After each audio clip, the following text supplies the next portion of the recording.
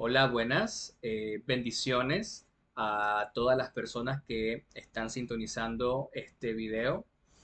Primeramente quiero agradecerles a todas y cada una de las personas que han estado pendientes, que están suscritos, que le dan like, que lo comparten, que comentan también. Los comentarios son importantes porque también me permite a mí saber si hay alguna cosa que se pueda mejorar con respecto a las explicaciones. Y en fin, quiero darle gracias a todos ustedes que han estado participando, que han estado compartiendo.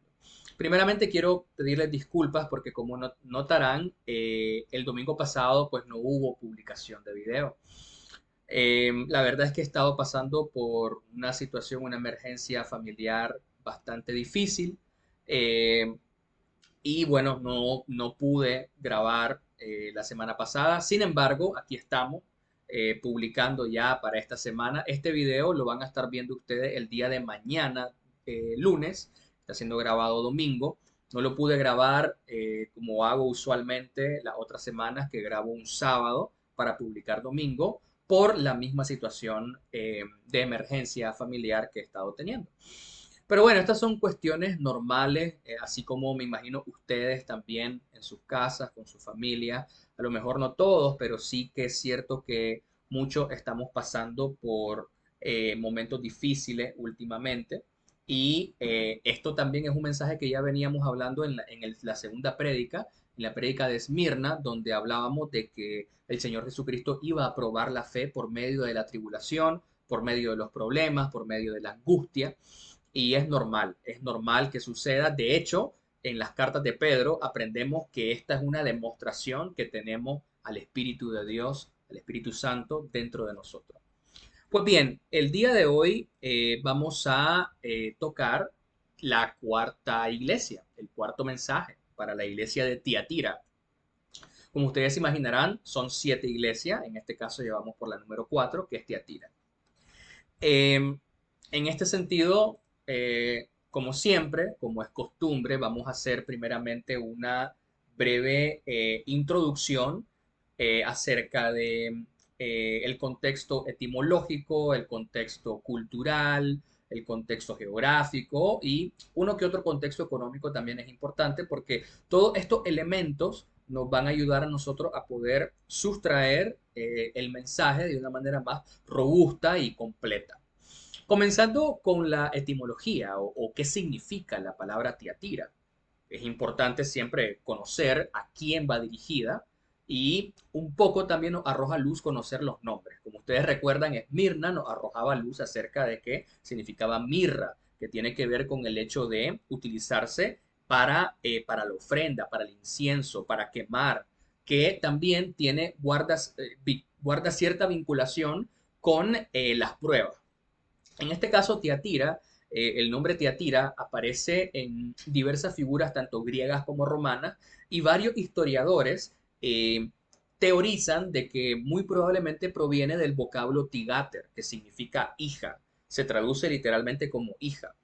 Eh, Ahora bien, el, el sitio donde estaba Tiatira se encontraba en Asia Menor, en una ciudad llamada Lidia, lo que ahora se conoce como Turquía. Estaba en la ruta entre Pérgamo y Sardis. Si ustedes recuerdan Pérgamo, que es la prédica anterior, la prédica número 3, hablábamos de que era una ciudad portuaria muy, muy importante. En este caso, Sardis, aún no la hemos visto, es la siguiente iglesia, pero bueno, Tiatira se encontraba en medio de esa ruta. Entonces, esto la hizo también un punto comercial estratégico. Ustedes recuerdan de que Pérgamo, el centro portuario de Pérgamo, recibía eh, no solamente mercaderes, sino también que había una constante confluencia de comunicación, una constante confluencia también de diversas culturas. Entonces, esto hacía también de que Pérgamo estuviese un poco más expuesta a las tradiciones de otros pueblos. En este caso, Tiatira no era un centro portuario tan importante como Pérgamo, sin embargo, era un punto comercial estratégico. Esta ciudad era muy popular con respecto a ciertos gremios artesanales. Es decir, que, bueno, gremios, para las personas que no saben, es un conjunto de individuos que representan eh, a una actividad económica, en este caso la artesanía. Pueden existir gremios de construcción, gremios de otros tipos, pero en este caso la ciudad de Tiatira era conocida porque había muchísimos grupos de personas que se dedicaban a esta actividad económica que era la artesanía. Concretamente, habían los que se conocían como tintoreros de púrpura, es decir, personas que sustraían material textil, producían material textil, en especial por los tintes de púrpura. Habían curtidores, tejedores, broncistas, panaderos, escultores, etcétera. Entonces, también todo esto tiene una relevancia a destacar, porque la ciudad rendía culto a muchísimos dioses, bueno, dioses entre comillas.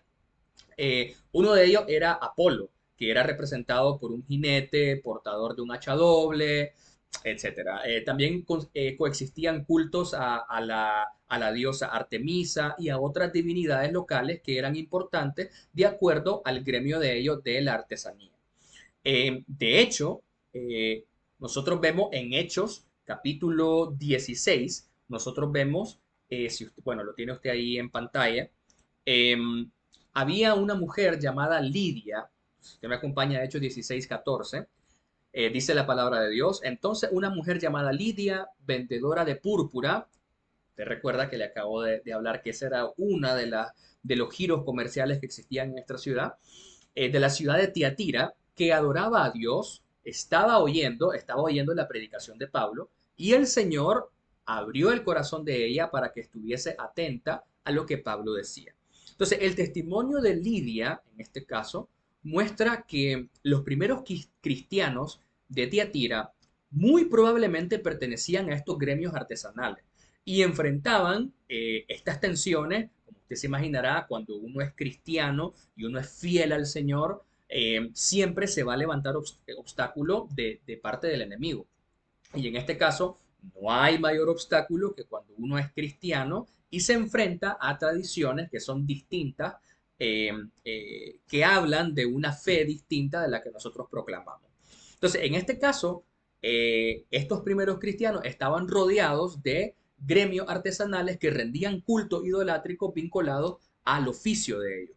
Y esto es de lo que se nos va a hablar en el mensaje de hoy. Esta parte es importante para que usted comprenda, cuando nosotros ya estemos leyendo el pasaje, este contexto histórico y cultural es importantísimo para que lo podamos comprender mejor. Eh, el que fuera Lidia, vendedora de púrpura de Tiatira, sugiere que la iglesia local, como ya les decía, estaba compuesta por muchos artesanos y comerciantes ligados a estos gremios. Y eran, pues, evidentemente, económicamente muy importantes, pero espiritualmente es muy, muy peligroso. El cristianismo en Tiatira nació precisamente en medio de esa tensión entre la economía, la religión e identidad cristiana. Entonces, dado el contexto económico de Tiatira, es probable que la acusación, que nosotros vamos a ver ya dentro de poco, aluda a una figura interna de la iglesia que muy probablemente promovía esta adaptación a los cultos de los gremios para mantener el estatus y muy probablemente la prosperidad económica.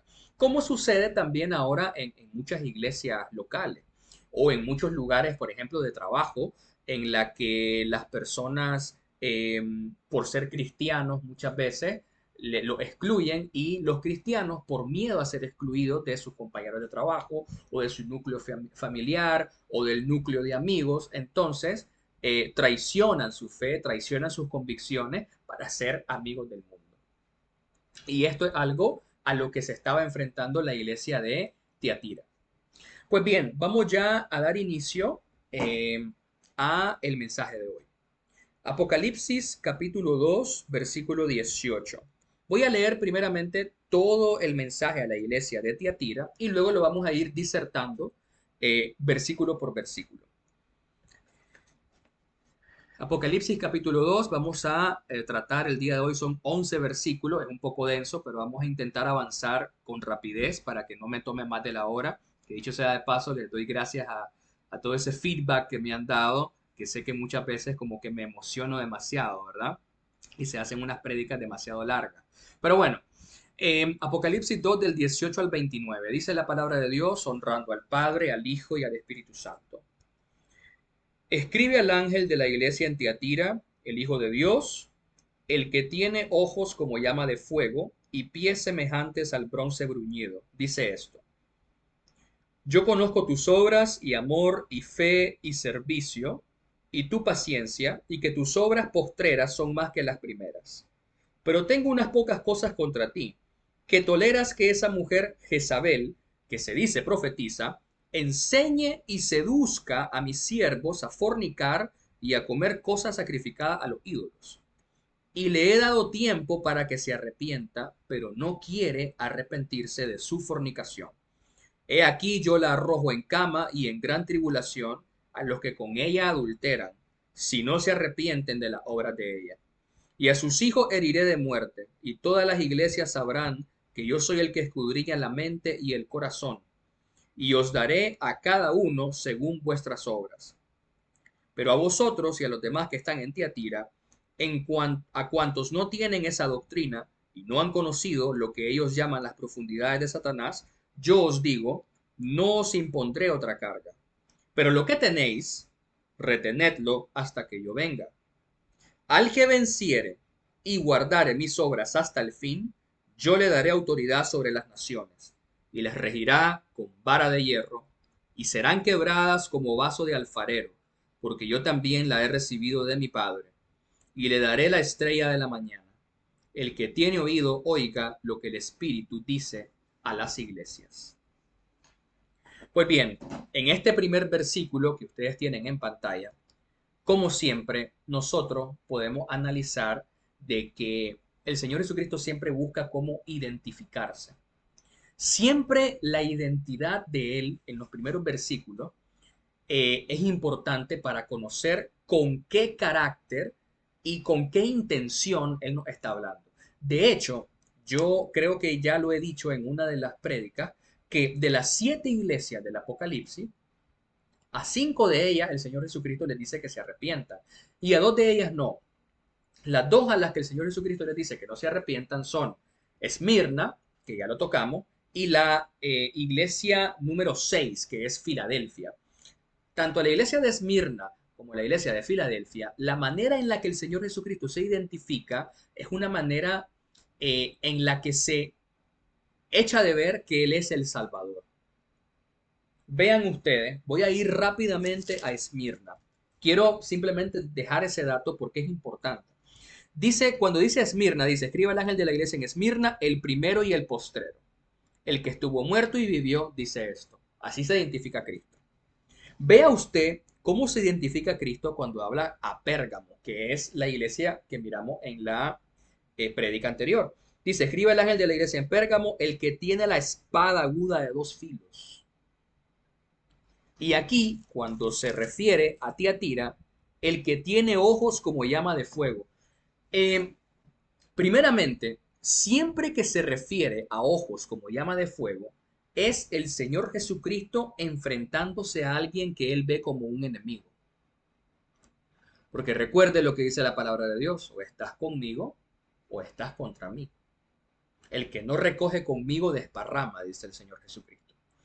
Entonces, para Dios, para nuestro Dios, al que amamos y servimos, las cosas son o es blanco o es negro. O eres frío o eres caliente, dice el mensaje a la última iglesia, que es la Odisea, la 7ª iglesia, que eso ya lo vamos a ver luego, en el último domingo. Ahí dice, o eres frío o eres caliente. Para Dios, o eres su hijo o eres su enemigo, pero no hay un sentido neutro.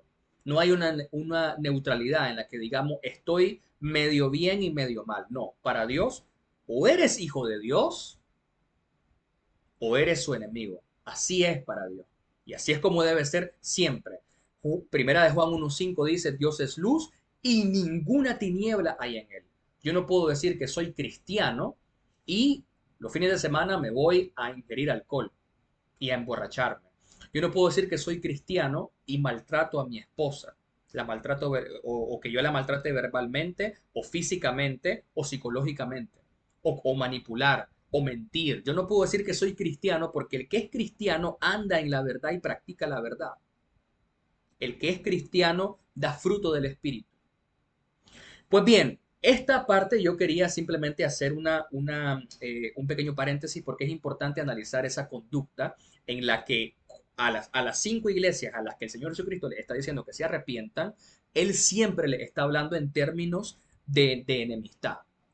Y eso es importante reconocerlo. De hecho, si nosotros nos vamos a Apocalipsis 1:14, dice, donde se está describiendo al Señor Jesucristo. Su cabeza y sus cabellos eran blancos como blanca lana, como nieve, sus ojos como llama de fuego. Ahí aparece de nuevo. Entonces, esto de que sus ojos son como llama de fuego, enfatiza el hecho de que para Dios, para el Señor Jesucristo, nada se escapa a su mirada y a su conocimiento. Cristo puede ver lo más oculto de su ser, de sus pensamientos. Él puede discernir, dice la palabra de Dios, Hebreos 4:12, que Él discierne las intenciones. Él tiene la capacidad de discernir sus intenciones aunque usted no sea consciente de ellas. Él puede purificar y nada puede esconderse de su conocimiento. A eso se refiere también cuando dice ojos como llama de fuego.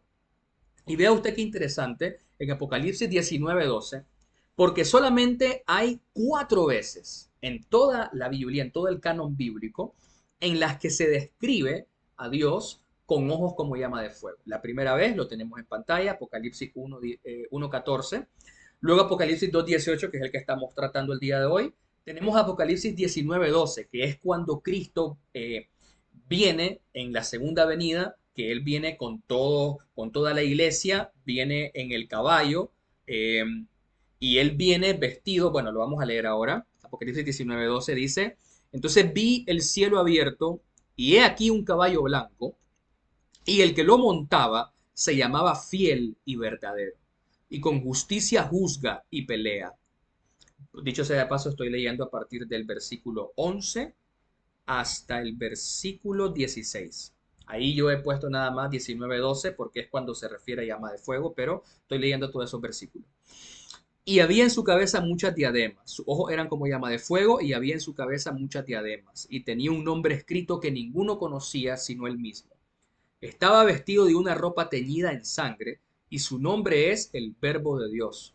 Y los ejércitos celestiales, vestidos de lino finísimo, blanco y limpio, le seguían en caballo blanco. De su boca sale una espada aguda para herir con ella a las naciones, y él las regirá con vara de hierro. Y él pisa el lagar del vino del furor y de la ira de Dios Todopoderoso. Y en su vestidura y en su muslo tiene escrito este nombre: Rey de Reyes y Señor de señores. Ese es al Dios al que servimos y conocemos. Ahí es cuando Jesucristo va a bajar y va a destruir a la bestia, va a destruir al falso profeta y va a atar a Satanás en el abismo por 1000 años. Pues bien, ustedes ven de que siempre que se describe al Señor Jesucristo de esta manera, se describe en un carácter de enemistad. Y eso es importante notarlo. Vamos a avanzar. Apocalipsis 2:19, ya leíamos que decía, yo conozco tus obras y amor y fe y servicio y tu paciencia y que tus obras postreras son más que las primeras. Aquí es muy, muy interesante que estamos hablando de frutos del Espíritu Santo. Gálatas 5 del 20 en adelante, nosotros aquí estamos viendo cuáles son los frutos. O sea que esta iglesia a la que Cristo le está hablando, ¿verdad? Acerca de esto, era una iglesia verdadera, porque mostraba frutos del Espíritu. Y la única manera de mostrar frutos del Espíritu es si usted tiene el Espíritu Santo. Un árbol se conoce por su fruto. Los frutos son totalmente imposibles de falsear. Eso no se puede falsear. Los dones espirituales se pueden falsear. Porque vea usted que los brujos también pueden hablar en lengua. Los brujos también, Satanás tiene poder. Usted recuerda cuando Moisés llegó ante el faraón y Moisés lanzó la vara, la vara se convirtió en serpiente y los brujos que tenía el faraón lanzaron su vara y también se convirtieron en serpiente. Entonces Satanás también tiene poder. Evidentemente, Como dice la primera carta de Juan, mayor es el que está en nosotros que el que está en el mundo. Mayor es el poder de nuestro Señor. Eso es más que evidente. Pero lo que quiero simplemente decir es que los dones espirituales se pueden falsear. Lo único que hace reconocer que una persona sea verdaderamente hijo o hija de Dios es si muestra frutos del Espíritu Santo. Pues bien, esta era una iglesia que mostraba frutos del Espíritu. Dice acá, donde dice, yo conozco tu obra, ustedes recuerdan que hablábamos ya varias veces qué significa la palabra obra, y aquí comienza a mencionar los frutos. Mire que el primero que menciona es el amor ágape, que esa es la palabra que se menciona ahí. El amor ágape se refiere al amor sacrificial, a la preocupación por los demás, por el prójimo, por sus compañeros en la iglesia, por sus hermanos en la iglesia.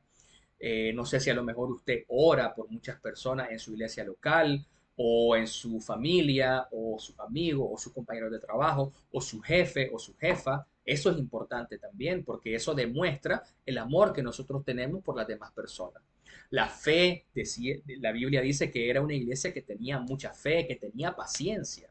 Imagínese usted, paciencia es uno de los frutos también que muchas veces cuesta poder desarrollar. Porque para poder desarrollar la paciencia, muchas veces, y esto lo aprendemos en Romanos, si no estoy mal, está en Romanos capítulo 5 donde dice que eh, el sufrimiento produce paciencia, la paciencia produce fe, etcétera. Entonces, la paciencia es uno de los frutos más difíciles.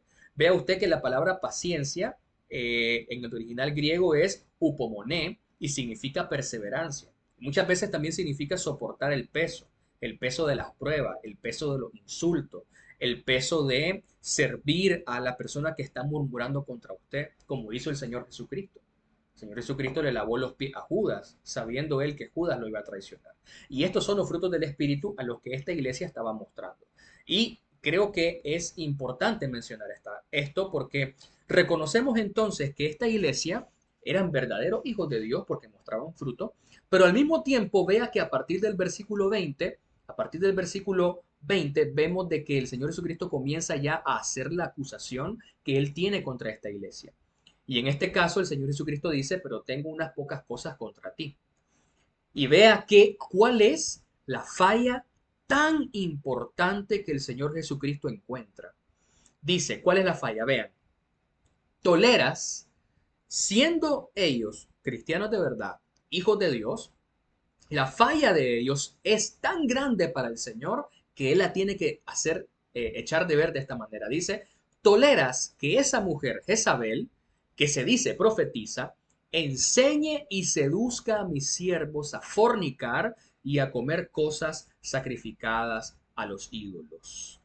Aquí, primeramente, quiero hacer un breve paréntesis porque ustedes recuerdan que la fornicación o la inmoralidad sexual no solamente se refiere al hecho de relaciones sexuales fuera del matrimonio, porque el que instituyó el matrimonio fue Dios cuando Él creó a Adán y Eva, y evidentemente Dios también hizo posible las relaciones sexuales dentro del matrimonio, porque es dentro del matrimonio que Dios lo bendice. Dios le bendice a usted, si usted está casado y usted respeta, ¿verdad? La ley de Dios, usted se casa con su esposa, con su esposo, entonces Dios bendice esa unión y usted puede yacer con su esposa las veces que usted quiera sin ningún tipo de problema porque es permitido. Eh, de hecho, en Proverbios 5, el 18 en adelante dice, como sierva amada y graciosa Gacela, sus caricias te satisfagan en todo tiempo. Entonces, no hay ningún problema, ¿verdad?, en las relaciones dentro del matrimonio. Pero no solamente la inmoralidad sexual o la fornicación se refiere a todo lo que esté fuera del matrimonio, sino también que para Dios, aprendemos en el libro de Samuel, dice que la idolatría es como fornicación para Dios. Y eso tiene una connotación espiritual muy profunda, porque evidentemente para Dios el hecho de poner a cualquier otra cosa que no sea Él como el centro de nuestra vida, eso para Él es una deslealtad. Porque recordemos que la profundidad de la inmoralidad sexual, de la fornicación o el adulterio, se refiere a una deslealtad. Al adulterio es una deslealtad. Igual también la fornicación porque le estamos siendo desleales a Dios. Todo lo que no sea Dios, que tenga ese lugar en nuestro corazón como la base para nosotros tomar decisiones, es idolatría. ¿Qué quiero decir con esto? Bueno, que si usted, por ejemplo, en su trabajo, a lo mejor a usted le dicen de que hay que salir a tomar con su jefe o alguna cosa así. Entonces, si usted, ¿verdad?, prostituye sus ideales o usted no se mantiene firme en sus convicciones y por temor a perder su trabajo, entonces usted, ¿verdad?, falsea sus convicciones y se va a tomar y comienza a hablar de otra manera y comienza a hablar diferente a como la Biblia dice que usted hable, porque la Biblia dice que usted tiene que hablar con himnos, con cánticos, con bendiciones y usted comienza a utilizar palabras soeces. ¿Por qué? Porque a lo mejor su conjunto de compañeros y de amigos lo hacen así. Entonces usted está tomando decisiones, no tomando la Biblia como base para su decisión, sino a las otras personas. Y eso es idolatría. La palabra de Dios dice, fíate de Jehová de todo tu corazón y no te apoyes en tu propia prudencia.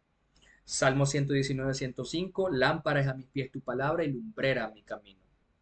Es la palabra de Dios lo que debe regir nuestra toma de decisiones, no ni nuestra esposa o nuestro esposo o su novio o su novia o su amigo o su amiga o su familia o su mamá o su papá o su jefe o jefa, quien sea, o su pastor incluso, o pastora, o lo que sea. ¿Por qué? Porque no es en los hombres en el que nuestro corazón va a estar guardado, es en la palabra de Dios. Pues bien, eh, la palabra Jezabel solamente lo quería dejar explicado porque muchas veces no se entiende a qué se refiere con fornicación. Fornicación abarca todas estas cosas, la idolatría, también la parte sexual. Pues bien, la palabra Jezabel significa deshonesta o perjura.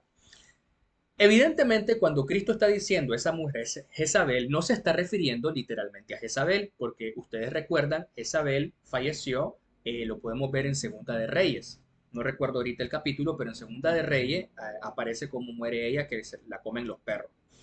Entonces, esta mujer, en Primera de Reyes 16:31, nosotros vemos que ella enseñó a los judíos a adorar a Baal y también corrompió a muchos sacerdotes levitas a que adoraran a Baal.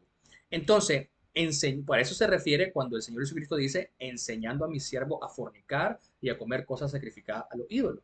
Recordemos que nuestro Dios, hermanos, es un Dios celoso. Es un Dios que Él quiere que Él sea solamente el centro de nuestra vida. No porque Él sea, obviamente, no porque Él sea egoísta ni nada por el estilo, sino porque es el único que puede verdaderamente guardar nuestro corazón. Todas las personas nos pueden fallar, nos pueden mentir, nos pueden traicionar. Todas estas cosas pueden pasar porque somos seres humanos. No existe nadie que no cometa nunca pecado, que no cometa nunca ningún error. Por eso nuestro corazón debe estar guardado en Él primeramente. Entonces Dios, por este celo que Él tiene, que es un celo santo, es un celo de querer protegernos todo el tiempo, entonces Él no le agrada que las personas guarden su corazón en otra cosa que no sea Él. Entonces, ¿cuál fue el error de la iglesia de Tiatira? Tolerar. Vea usted que la palabra tolerar en el original griego es afiemi, es en el diccionario griego Strong, es la palabra 863. Significa literalmente consentir o permitir. Fíjese usted que en Santiago 4:17 dice la palabra de Dios, y al que sabe hacer lo bueno y no lo hace, le es contado como pecado. O sea que si yo estoy plenamente consciente que una persona está diciendo algo que va en contra de la palabra de Dios y yo no digo nada, y yo tolero, yo consiento, yo permito y no exhorto a esa persona con amor, con mansedumbre, pero no lo exhorto, entonces yo también estoy cometiendo pecado. Dice la palabra de Dios, no lo digo yo. En Primera de Corintios 2:15, nosotros los hijos de Dios somos llamados a juzgar todas las cosas. Y muchas veces este término es mal interpretado. Se cree de que cuando decimos que el cristiano debe juzgar todas las cosas, se refiere a que el cristiano va a repartir condenación. No. Cuando dice juzgar todas las cosas, se ocupa la palabra para discernir, separar, analizar a profundidad. Nosotros ya tenemos la palabra profética más segura, que es la palabra de Dios. No hay nada que esté por encima de la palabra de Dios, como ya lo hemos visto en el mensaje anterior a la iglesia de Pérgamo.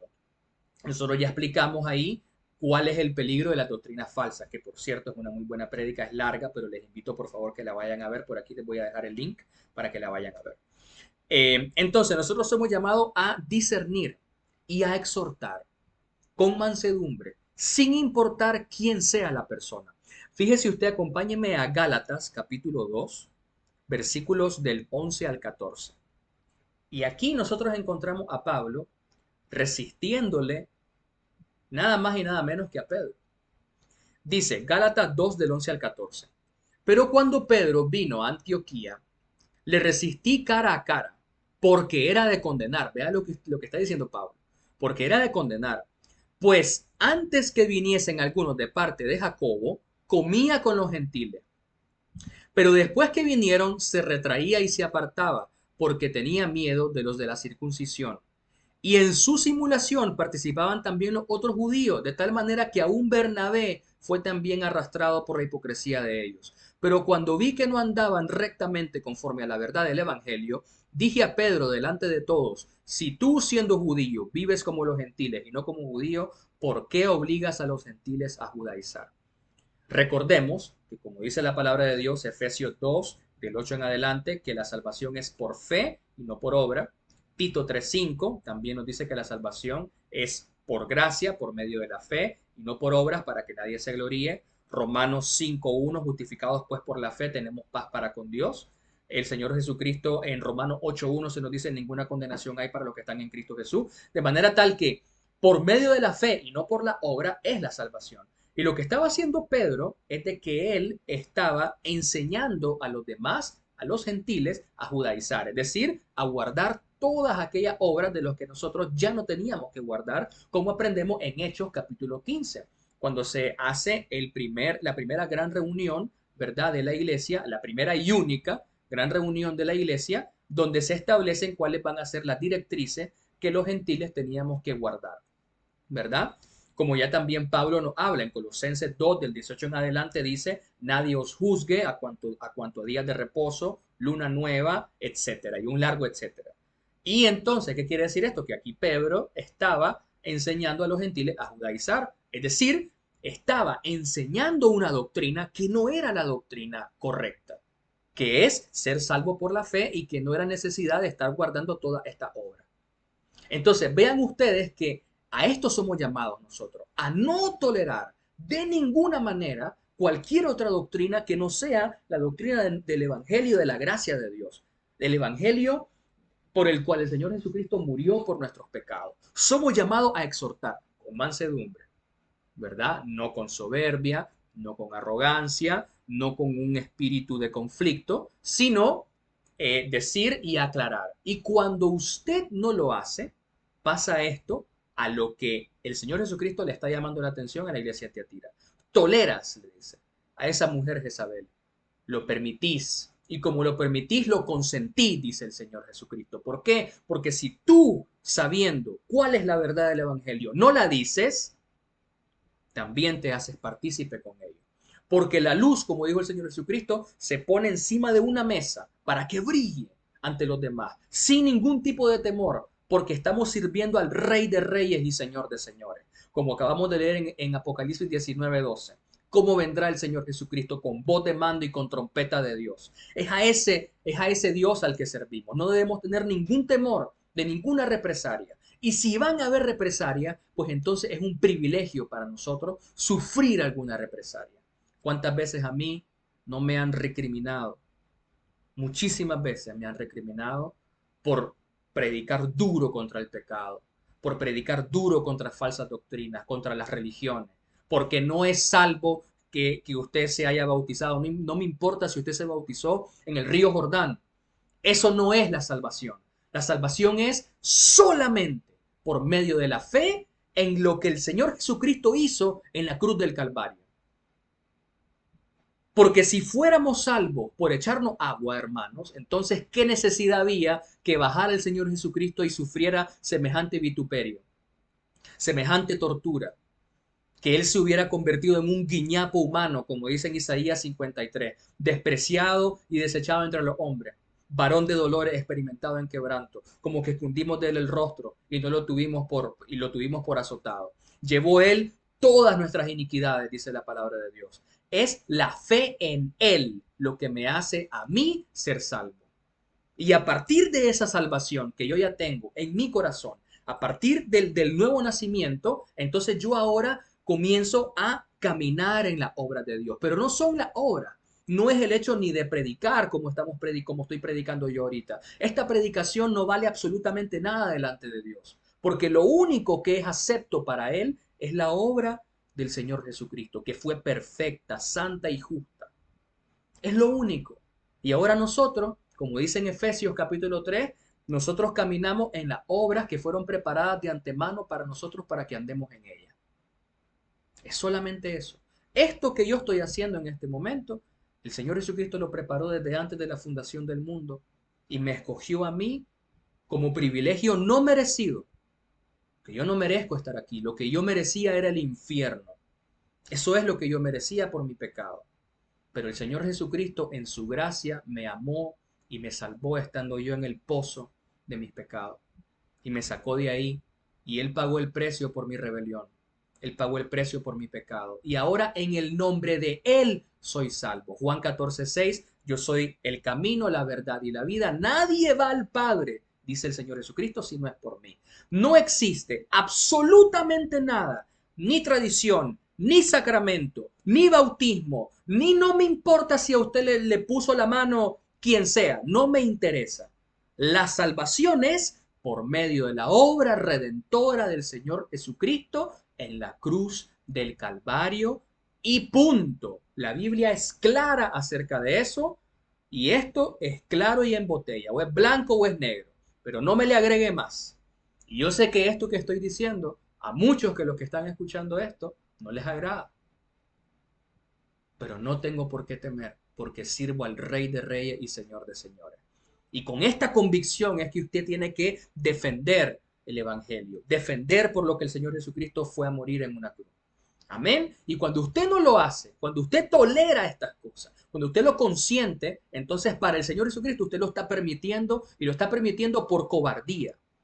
Porque usted está atesorando su comodidad, su trabajo, su lo que sea, su amigo, su novia, su novio, su esposa, su esposo, su familia, no me interesa quién sea, pero usted está poniendo a esa persona por encima de la verdad, porque la verdad es una y no es otra.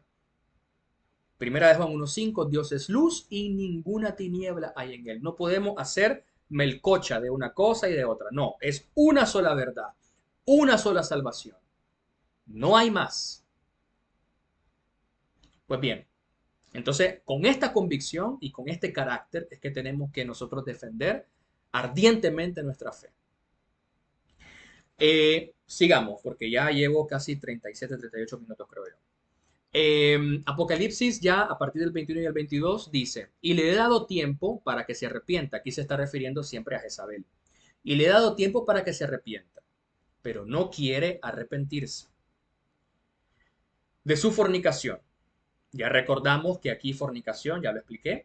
He aquí yo la arrojo en cama y en gran tribulación a los que con ella adulteran, si no se arrepienten de las obras de ella.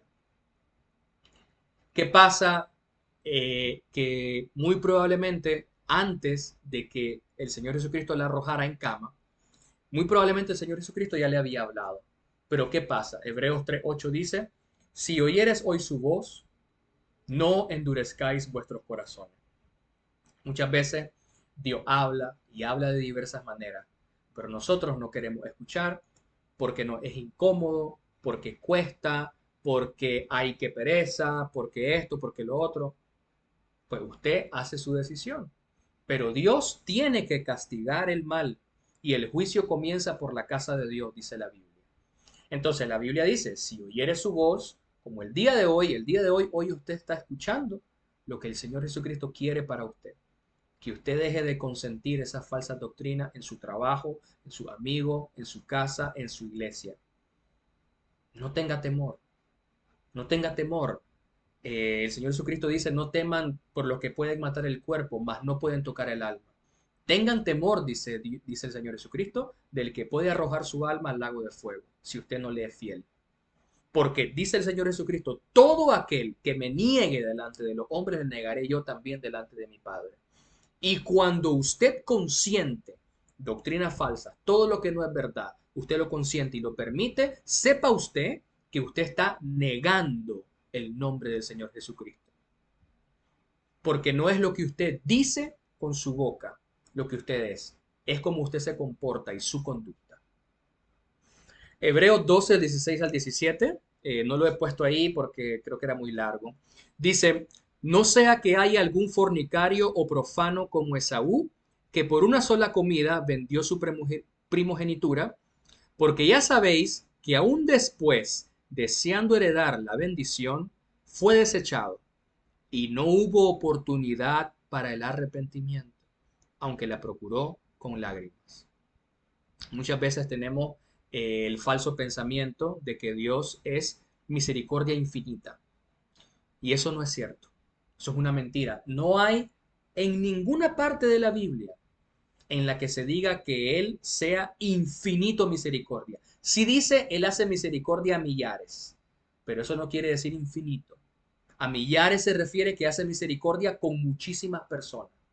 Pero no quiere decir de que Él infinitamente está haciendo misericordia, si no vaya a leer el libro de los jueces, vaya a leer usted el libro de los reyes, vaya a leer Jeremías capítulo 15, lo que hace Dios con Israel cuando Él dice, estoy cansado de arrepentirme, porque la misericordia de Dios no es infinita.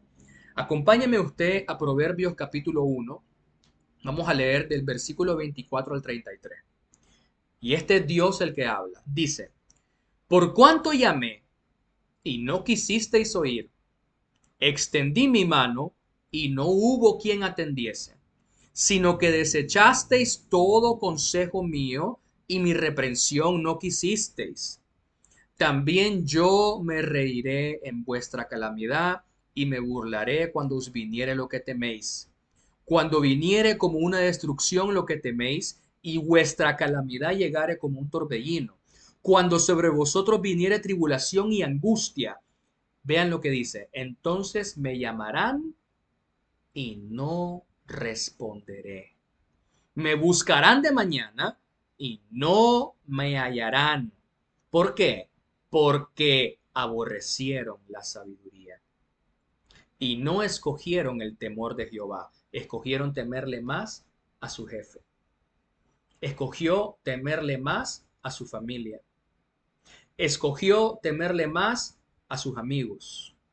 Escogió temerle más a su iglesia local. Escogió temerle más a cualquier otra cosa que no es Dios. Y Dios es luz y ninguna tinieblas hay en él. No quisieron mi consejo, dice el Señor, y menospreciaron toda represión mía. Ay, hermano, pero es que usted es bien extremo, hermano, usted es bien absolutista. Discúlpeme, pero la palabra de Dios dice, o estás conmigo o estás contra mí.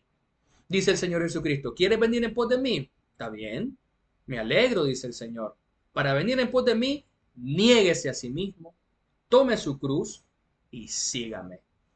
Negarte a usted mismo es negarse a su comodidad, a sus anhelos, a sus deseos, a todo aquello que no es la voluntad de Dios.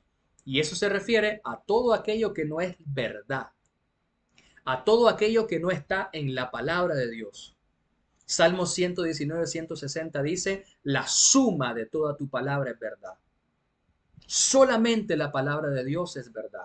No hay ningún otro texto que usted pueda utilizar, iluminado, lo que sea, o visión. Toda visión de profecía tiene que regirse a la palabra de Dios. Ya lo dijo Pedro, dice, tenemos la palabra profética más segura, que es la palabra de Dios.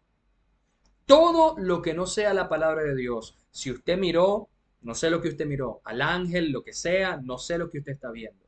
Pero si eso que usted está viendo es algo distinto a la palabra de Dios, repréndalo en el nombre del Señor, porque eso no puede venir de Dios, viene de otro lado. Amén. Todo lo que no sea de acuerdo a la palabra de Dios, es mentira, falsedad, destrucción, muerte, Satanás. Tan simple como eso. No quisieron mi consejo y menospreciaron toda represión mía. Entonces dice el Señor, comerán del fruto de su camino y serán hastiados de sus propios consejos. Porque el desvío de los ignorantes los matará y la prosperidad de los necios los echará a perder. Vean ustedes, mas el que me oyere,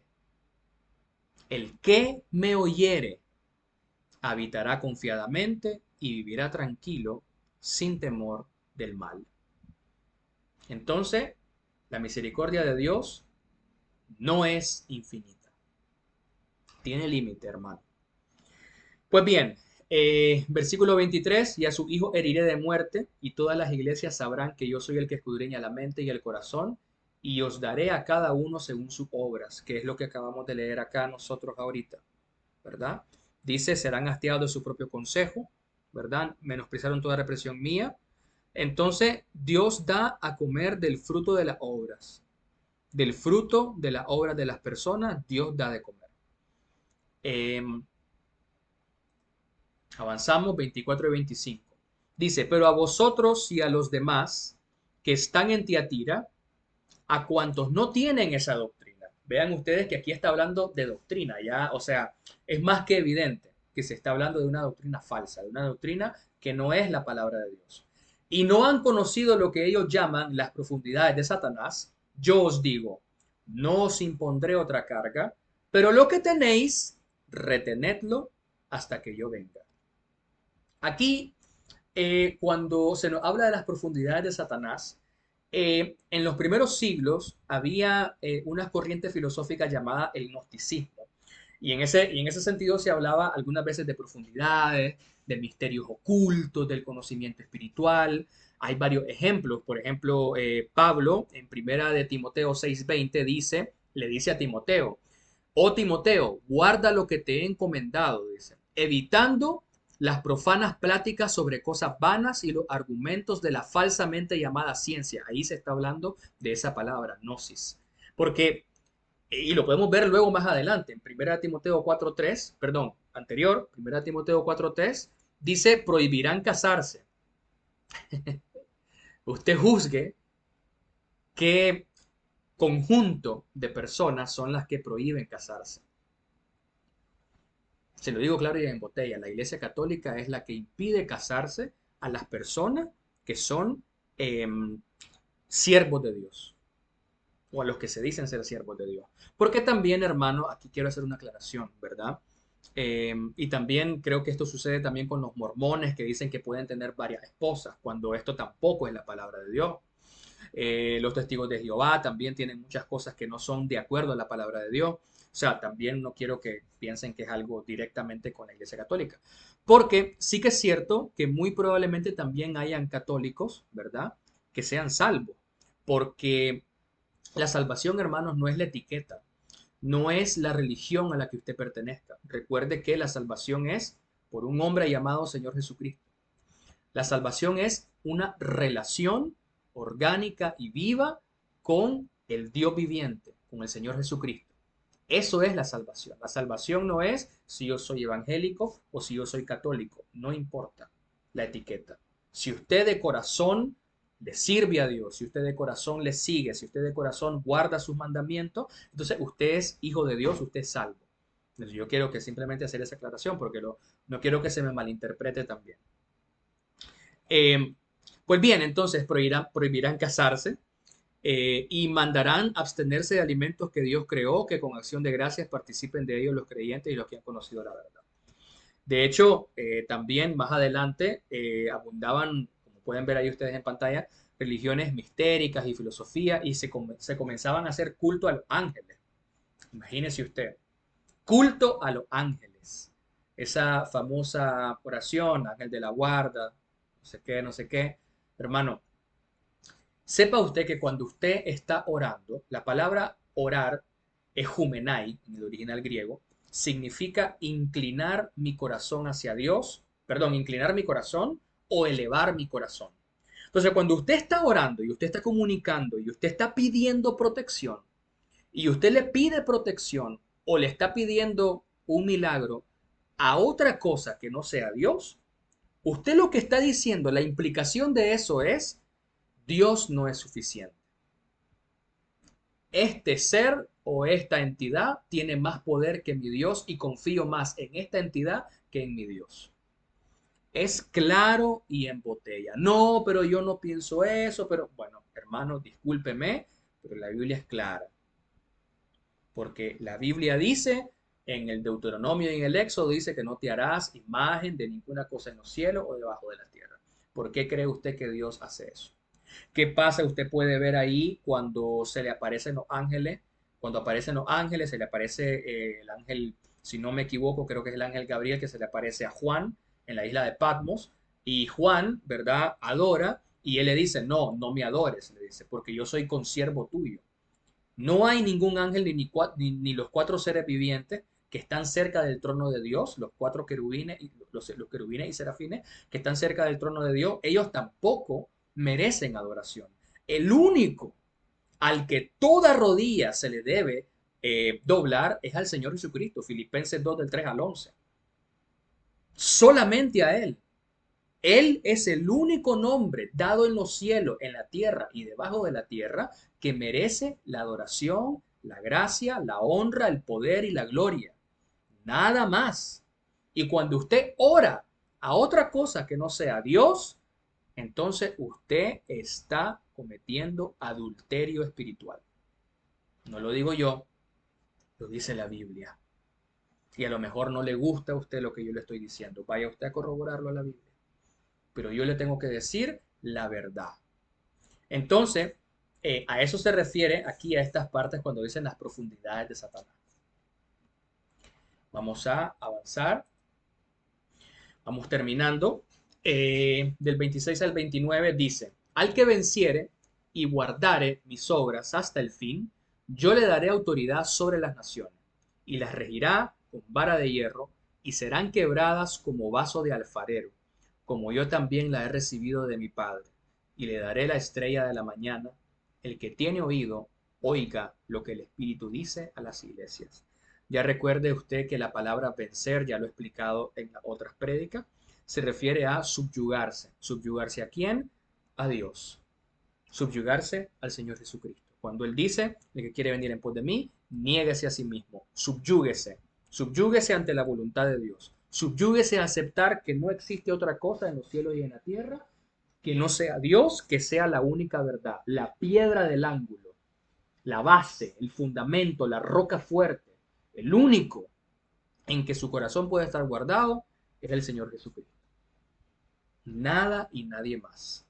A eso se refiere con al que venciere y guardare mis obras hasta el fin, yo le daré autoridad sobre las naciones y las regirá con vara de hierro. El que tiene oído, oiga lo que el Espíritu dice a las iglesias. Pues bien, para ir cerrando, ¿cuál es el mensaje a Tiatira? Sencillo, hermano. No tolere doctrina falsa. No la tolere. Levante su voz, levante la Biblia con Biblia en mano y exhorte con mansedumbre, con amor, con paciencia.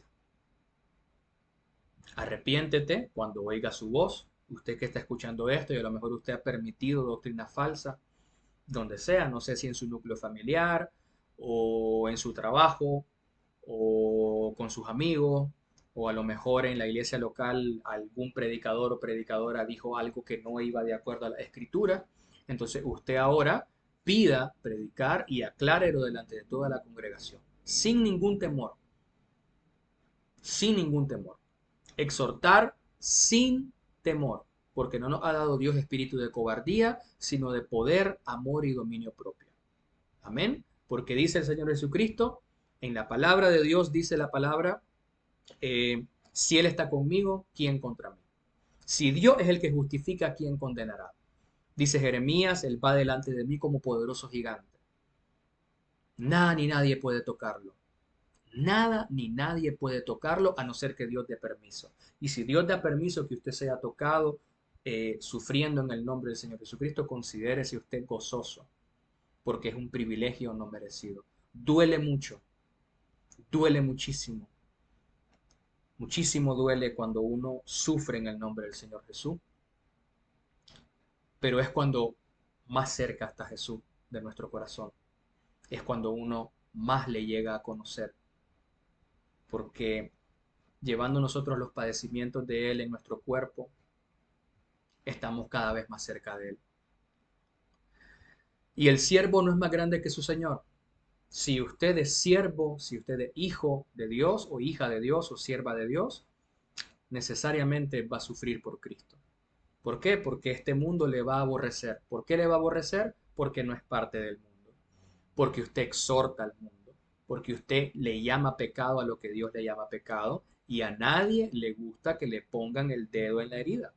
A nadie. Cuando usted exhorte a una persona que está cometiendo adulterio y usted se lo diga, no le va a gustar. No crea usted que esa persona le va a recibir con los brazos abiertos. Nadie le gusta la verdad. Juan 3 del 16 al 21 dice que esta es la condenación, que la luz vino al mundo y los hombres amaron más las tinieblas que la luz. Y no querían venir a la luz para que sus obras no sean reprendidas. A nadie le gusta venir a la luz. Solamente si usted es de la luz, si usted es de la verdad, entonces usted se goza en la verdad. Pero para los que no lo son, cuando nosotros hablamos de todas estas cosas, a la inmensa mayoría de la gente no le agrada esta predicación. Pero bueno, como dice Gálatas 1:10, no quiero yo amistad con el mundo ni agradar a los hombres, sino agradar solamente a aquel que dio su vida por mí.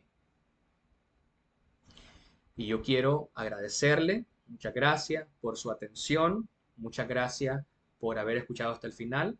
Le pido por favor que usted comparta este mensaje sin temor, ¿verdad? No tema, compártalo, que es lo peor que puede pasar. Como dice Pablo, dice que el vivir es en Cristo y morir es ganancia, dice Pablo.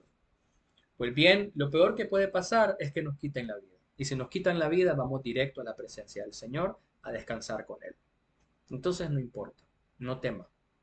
No tema porque usted ya es hijo de Dios y usted ya tiene la vida eterna. Primera de Juan 5 del 19 al 20.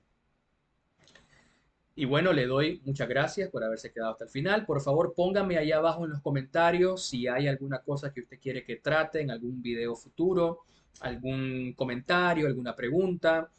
Por favor, compártalo, dele like. Si no se ha suscrito, suscríbase, que ayuda muchísimo. Y que el Señor le bendiga. El Señor le bendiga a usted, a su familia, a su trabajo. Vamos a cerrar con una oración.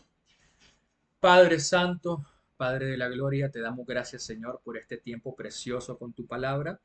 Te pido, mi Señor, que estas palabras, Señor, que han sido habladas, sean de bendición para cada una de las personas que han escuchado esta predicación.